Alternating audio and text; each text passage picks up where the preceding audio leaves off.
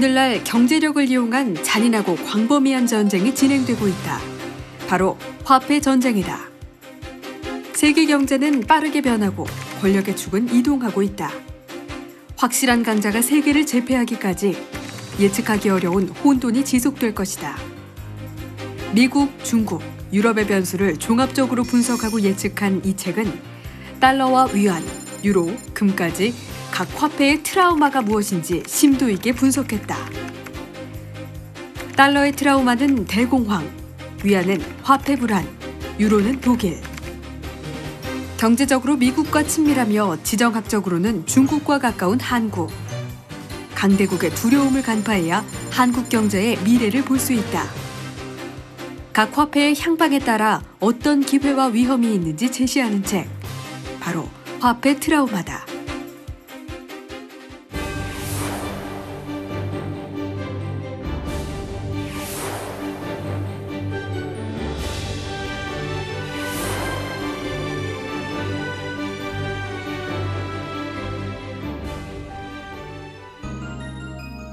안녕하세요. 10분 만에 보는 책입니다.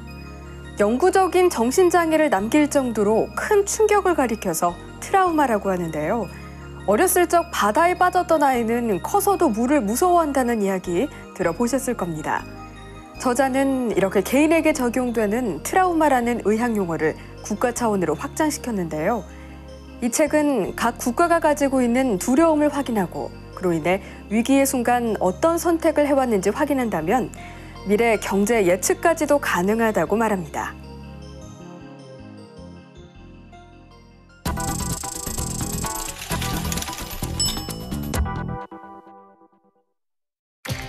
(2011년) 미국의 공공부채 규모는 14조 달러를 넘어섰다. 국가의 빚을 탕감하는 데만 미국인 전체가 꼬박 1년 동안 일해야만 하는 상황. 하지만 미국은 부채로 연명하면서도 긴축 정책을 염두에 두지 않는다. 1920년대 대공황에 대한 전 국민의 뿌리 깊은 트라우마 때문이다. 대공황 당시 미국은 산업 생산량이 50%가량 줄어들고 남성 인구의 4분의 1이 실업자 신세로 전락했다.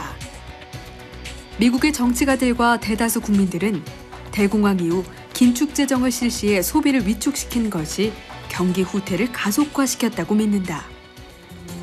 미국의 이런 디플레이션에 대한 두려움은 2008년 금융위기의 대응 방향으로도 확인할 수 있다.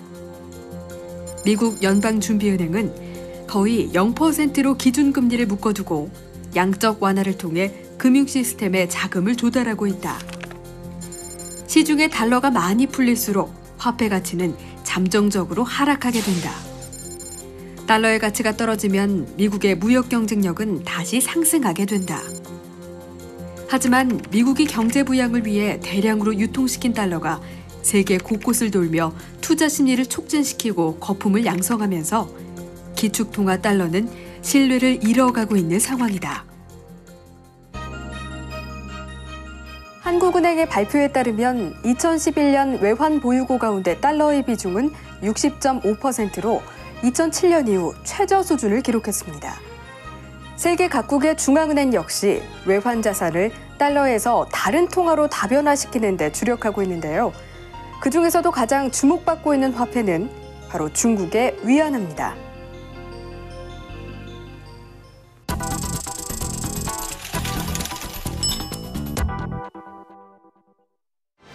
대다수 경제학자들은 위안이 중국 경제력에 비해 저평가됐다고 말한다.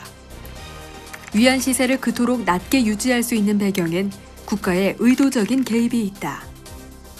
저자는 위안의 트라우마를 최근 100여 년의 중국 역사에서 찾았다. 전쟁과 내전으로 혼란이 지속되면서 짧은 기간 동안 수차례 화폐가 바뀌어 자국 화폐에 대해 민감하다는 것. 그렇기 때문에 은행이 아닌 정부에서 직접 통제하며 위안의 시세를 타국이 결정하지 못하도록 하고 있다. 또한 중국 공산당 체제를 유지하기 위해서는 경제적인 성과가 이어져야 했다. 중국이 수출하는 데 있어서 가장 큰 무기는 저평가된 위안이다. 현재 중국 당국은 투기자금 유입에 따른 인플레이션의 우려로 외환 시장에 대한 개방을 미루고 있다. 이런 폐쇄적인 정치 시스템에도 불구하고 중국의 금융시장 개방은 머지않아 실현될 것이다. 세계 기축통화로 발판을 마련함과 동시에 투기 세력을 막고 거품을 방지해야 하는 중국은 딜레마에 진입한 상황이다. 폐쇄적인 중국의 외교 정책과 위안의 좁은 입지로 인해서 기축통화로 발돋움할 수 있을지의 여부는 상황을 좀 더 지켜봐야 합니다. 특히 우리나라의 경우에는 대중무역이 해마다 증가하고 있고 또 지정학적인 위치로 인해 중국의 경제 성장을 간과할 수만은 없는데요. 그렇다면 미국과 중국의 경제 규모에 버금가는 유럽연합, 유로의 트라우마는 무엇일까요?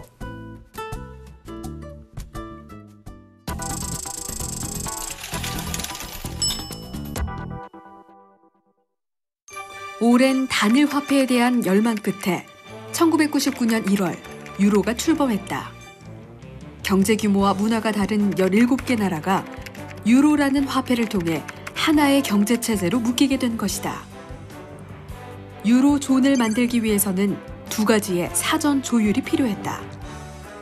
세계대전을 2번이나 일으킨 독일의 독주를 견제해야 했으며 보다 안정적인 화폐 정착을 위해 회원들 간의 건전한 재정이 요구됐다. 달러의 약세로 유로가 강세를 띠며 유로존은 경제적인 안정과 성공을 거두는 듯했다.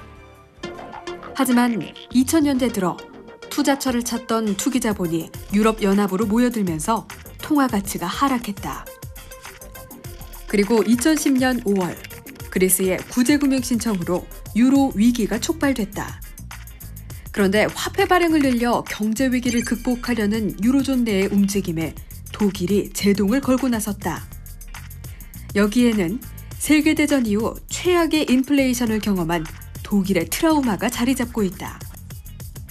1921년부터 2년 사이에 이틀에 한 번꼴로 물가가 2배씩 폭등했다. 이 때문에 저자는 독일이 자국의 경제 위기 상황에서 긴축 재정 쪽에 무게를 둘 것이라 전망한다. 사실 우리나라는 달러나 위안에 비해서 유로에 대한 관심도는 낮은 편입니다. 하지만 전 세계로 번지고 있는 유럽의 재정 위기, 유로존에서 벌어지는 경제 상황에 단순히 방관자적인 입장에 머물 수만은 없습니다. 이렇게 달러와 위안, 유로는 각각의 트라우마로 인해 불안정한 요소를 간직하고 있는데요. 달러, 위안, 유로가 탄생하기 전 오랜 역사 동안 화폐를 대신했던 것은 바로 금입니다.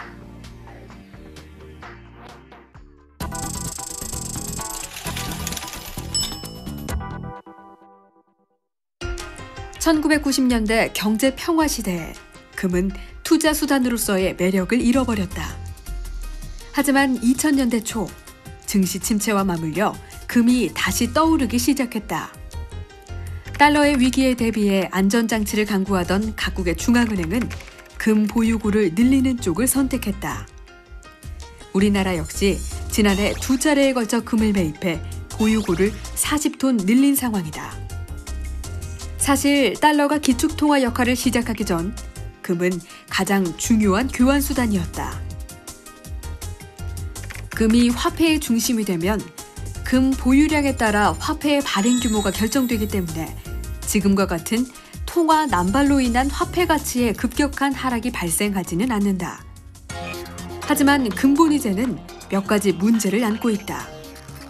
가장 큰 걸림돌은 시중에 존재하는 금이 통화량을 감당할 수 없다는 점이다. 현재 통화량을 금으로 감당하려면 금 가격은 1온스당 13,500달러 이상으로 올려야 한다. 이는 현재 거래 금액의 약 8배에 달한다. 또한 금과 발행화폐를 묶게 되면 자유롭게 통화량을 증가시킬 수 없다.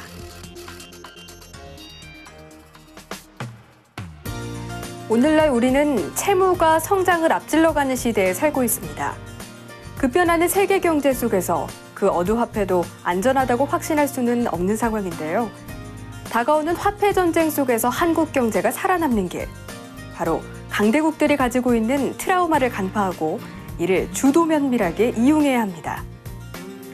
화폐 트라우마라는 이 책의 제목에서도 알 수 있듯이 달러, 위안, 유로 등 각 화폐의 트라우마와 과거 트라우마의 기억이 각 나라가 경제정책을 세우는데 보이지 않는 영향력을 행사한다는 구절이 특히 인상적입니다.